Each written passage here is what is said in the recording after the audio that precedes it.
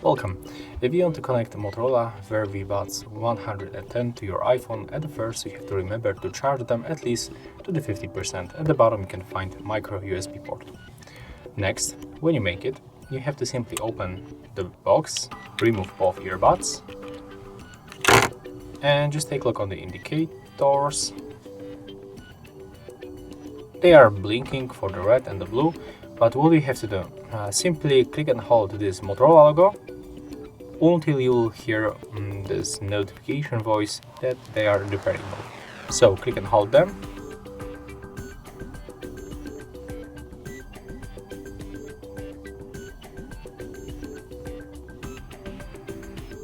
Okay, when it's not working, let's make it one more time. Click and hold.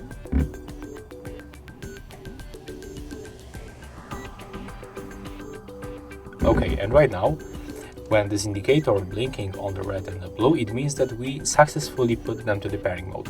In the most cases, they are automatically in the pairing mode when you remove them from the case, but in my, as you can see, I have to make it manually.